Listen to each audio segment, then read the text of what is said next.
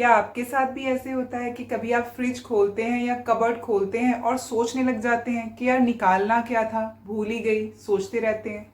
या फिर ऐसे होता है कि एग्जाम में बैठे हुए हैं, कुछ लिख रहे हैं और याद ही नहीं आ रहा कि कौन सा वर्ड लिखना है। पढ़ा तो था बुक में लेकिन याद ही नहीं आ रहा, क्या करूं। तब उस टाइम पे लगता है कि शार्प मेमोरी का होना बहुत ज़रूरी है। और एक्चुअल में ये है भी। अगर मेमोरी शार्प होती है तो हमारी लर्निंग एनहांस हो जाती है, हमारे रिश्ते मजबूत हो जाते हैं, क्योंकि हमारे रिश्तों को लेकर जुड़ी छोटी छोटी यादें हमें याद रहती हैं, इंपॉर्टेंट डेट्स याद रहती हैं। और इसके साथ ही हमारी कॉग्निटिव फंक्शनिंग भी इम्प्रूव हो जाती है। अगर मेमोरी अच्छी होगी तभी तो हम अपने पास्ट एक्सपीरियंसेस से जो सीखा है उसे याद रख पाएंगे और उस इंफॉर्मेशन को रिटेन कर पाएंगे, और जब ज़रूरत होगी तो उससे बेटर डिसीजंस भी ले पाएंगे। अल्टीमेटली ये हमारी प्रोडक्टिविटी को बहुत बढ़ा देता है अगर हमारी मेमोरी स्ट्रांग होती है और शार्प होती है। इससे हमारे सोशल कनेक्शंस भी इम्प्रूव होते हैं। सो इम्पॉर्टेंट बात यह है कि अपनी मेमोरी को शार्प करना कैसे है, किसी भी चीज़ को कैसे याद रखा जाए, कैसे अपनी मेमोरी को फास्ट बनाया जाए। आज मैं आपके साथ ऐसी 5 टेक्निक्स शेयर करूंगी जिससे आप कोई भी चीज़ बहुत जल्दी से और आसानी से अच्छे से याद रख पाएंगे। नंबर 1 पे आता है स्पेस्ड रेपिटेशन। यानी कि जब आप कोई चीज़ थोड़ा रुक रुक के बार बार रिपीट करके याद करते हैं तो उसको कहते हैं स्पेस्ड रेपिटेशन। आपको पता है, आपने नोटिस किया होगा कि जब कोई पुराने गाने का म्यूजिक आपके कानों में पड़ता है तो आप कैसे उसको गुनगुनाने लग जाते हैं, क्योंकि वो गाना रुक रुक के पास्ट में आपने 5-7 बार सुना हुआ होता है।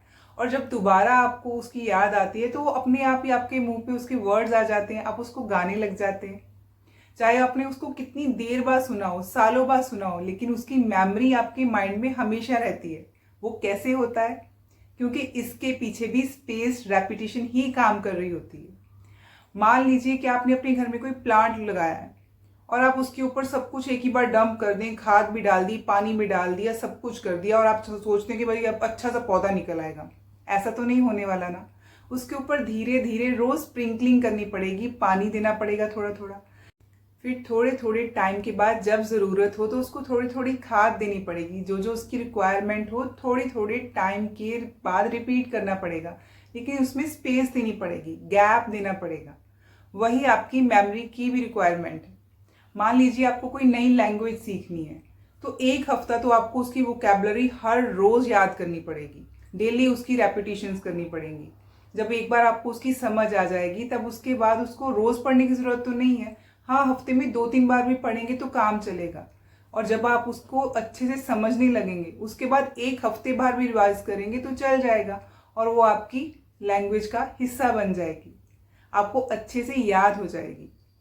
ट्रस्ट मी, जो वर्ड्स आप ऐसे याद करते हैं ना, स्पेस दे के और उसके बाद उसको रिपीट करके फिर स्पेस देते हैं फिर रिपीट करते हैं, वो वर्ड्स आपकी मेमोरी से, आपकी ब्रेन से कभी भी गायब नहीं हो सकती। They will stay there, they will never vanish. Number 2 is active recall. Imagine कीजिए कि जो आपका ब्रेन है ना वो एक मसल की तरह है। जितना आप इसको फ्लेक्स करवाएंगे उतना ही ये स्ट्रांग होता जाएगा, यानी कि जितनी आप इसकी एक्सरसाइज करवाएंगे उतना ही ये स्ट्रांग होता जाएगा। जितनी ये मेहनत करेगा उतनी आपकी मेमोरी शार्प होती जाएगी। अगर आप एक स्टूडेंट हैं जिसने कोई नोट्स याद करने हैं या फिर आपकी कोई प्रेजेंटेशन है अपने ऑफिस में, तो जो आपका कॉन्सेप्ट है उसको बिना नोट्स देखे पहले आपने समझ लिया, नोट्स देखकर, उसके बाद उस नोट्स को, उस अपनी प्रेजेंटेशन को अपने कलीग को या अपने फ्रेंड को अपनी लैंग्वेज में एक्सप्लेन कीजिए। अपने नोट्स को बिना नोट्स को देखे अपनी लैंग्वेज में उस सारी चीज़ को एक्सप्रेस कीजिए, अपनी भाषा में उसको बताने की कोशिश कीजिए। और जो आपके मन में क्वेश्चंस आ रहे हैं उसको लेकर, जो आप एक्सप्लेन कर रहे हैं, उसको खुद से आंसर करने की भी कोशिश कीजिए। अगर आप ऐसे करेंगे तो जो आपके न्यूरल पाथवेज हैं वो आपकी मेमोरी को इम्प्रूव कर देंगे, क्योंकि वो डायरेक्टली जुड़े होते हैं उसके साथ। और वो पाथवेज अपने आप अपना रास्ता ढूंढ लेते हैं जब अपने क्वेश्चंस का आप खुद आंसर करते हैं।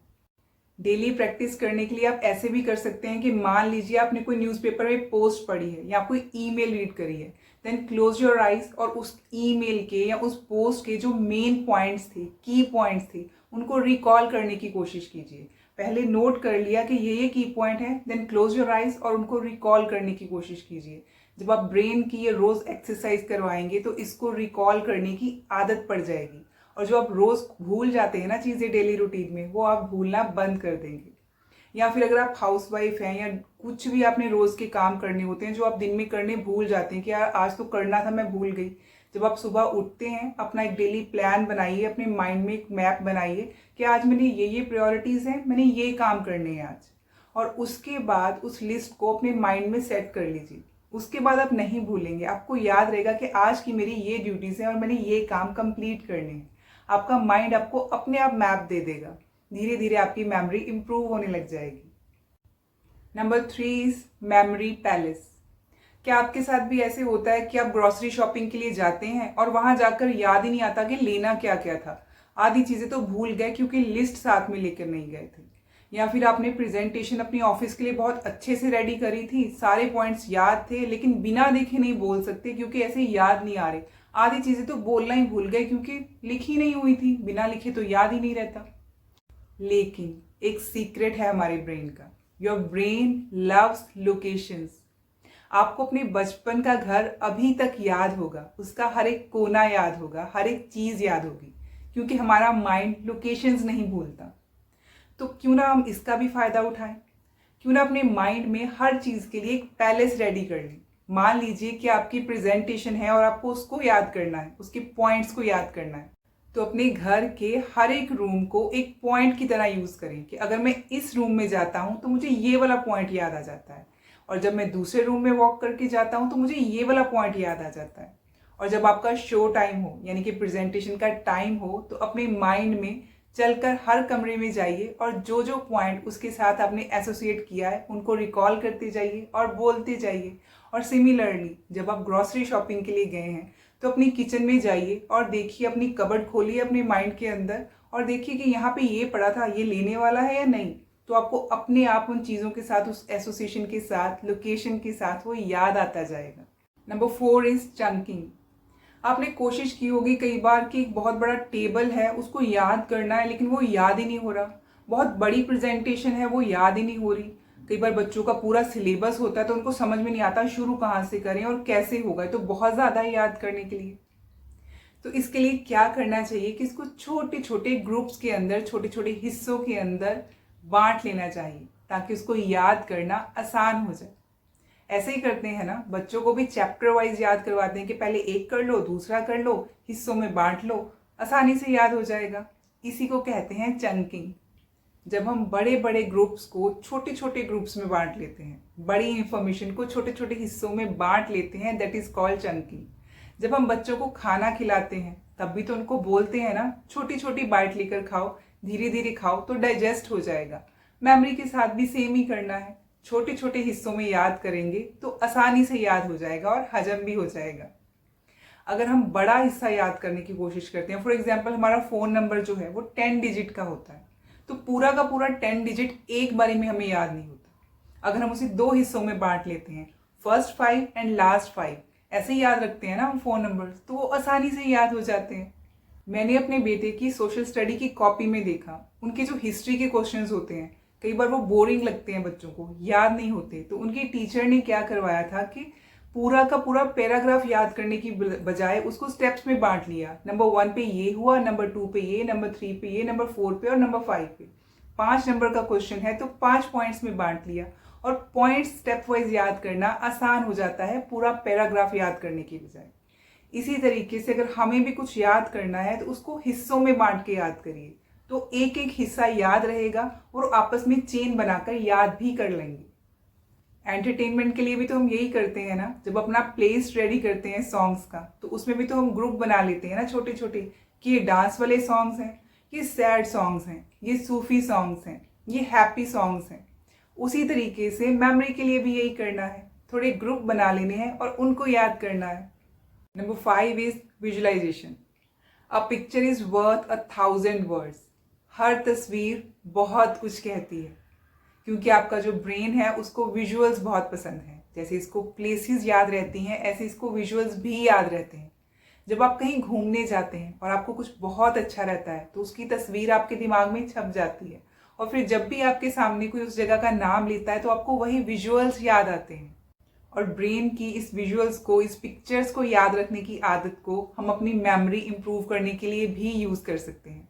जो भी चीज़ आप याद करना चाहते हैं ना, उसके साथ एक विजुअल्स जोड़ लीजिए, उसके साथ एक पिक्चर ऐड कर लीजिए, वो चीज़ आपको कभी नहीं भूलेगी। मान लीजिए कि आपको किसी का नाम याद करना है, उसके साथ भी एक पिक्चर एसोसिएट कर लीजिए, या तो किसी फेमस इंसान की पिक्चर याद कर लीजिए। आपका अपना कोई भी तरीका हो सकता है, या तो इंसान के नाम के साथ एक जगह को एसोसिएट कर लीजिए कि आप उसे कहाँ मिले थे, यूजुअली आप उसके साथ कहाँ बैठकर बात करते हैं, आपकी फेवरेट प्लेस क्या है, उसको विजुलाइज कर लीजिए, या फिर उसके साथ कोई भी फनी इमेज क्रिएट कर लीजिए, जैसे भी आपको अच्छा लगता है। इसके अलावा अपनी मेमोरी को इम्प्रूव करने के लिए आपको कुछ लाइफस्टाइल फैक्टर्स पर भी ध्यान देना होगा, जैसे कि एक्सरसाइज करते रहना होगा, अच्छी नींद लेना भी ज़रूरी है आपके माइंड के लिए। अगर आप अपने ब्रेन को रेस्ट देंगे तभी ये प्रॉपरली काम कर पाएगा। अच्छी न्यूट्रिशन की भी ज़रूरत होती है अच्छी मेमोरी के लिए। इसके अलावा आपको माइंडफुल रहना होगा, कुछ ऐसी एक्टिविटीज़ करनी होंगी जो मेंटली स्टिमुलेटिंग हो, जो आपके दिमाग को थोड़ा चैलेंज करें, आपकी मेमोरी को स्टिमुलेट करें। इसके लिए आपको कुछ नई लर्निंग स्किल सीखनी होंगी, अपने ब्रेन के साथ कुछ गेम्स खेलनी होंगी। जैसे बचपन में बच्चे गेम्स खेलते हैं, उनके माइंड की एक्सरसाइज होती रहती है, उनको चीज़ें याद रखने की आदत पड़ती है। मान लीजिए आप गाड़ी में बैठकर कहीं जा रहे हैं, तो आपस में एक गेम खेल सकते हैं कि अगली गाड़ी का नंबर पढ़ के बताओ, और याद रखना है 5 मिनट के बाद फिर से वही नंबर पूछूंगा। तो ऐसे आपके ब्रेन की एक्सरसाइज हो जाती है कि कैसे आपको वो नंबर्स याद रखने हैं। You don't need a better brain, you need a better system. आपके ब्रेन में कोई प्रॉब्लम नहीं है कि आपकी मेमोरी शार्प नहीं रही, पहले की तरह चीज़ें याद नहीं रहती। एक्चुअल में आपकी सिस्टम में थोड़ी प्रॉब्लम आ गई है। आपने अपने ब्रेन से काम करवाना छोड़ दिया, इसलिए उसने करना छोड़ दिया। ब्रेन को काम पे लगाइए, इसकी एक्सरसाइज करवाइए, ये अपने आप ही दोबारा से स्ट्रांग और शार्प हो जाएगा। फास्टर मेमोराइजेशन का सीक्रेट ही यही है कि आपको ज़्यादा एफर्ट करने की ज़रूरत नहीं है, बल्कि कुछ ऐसी हैबिट्स बनाने की ज़रूरत है जो कि आपके माइंड से ऑप्टिमम काम ले पाएँ, इसको ऑप्टिमाइज कर पाएँ।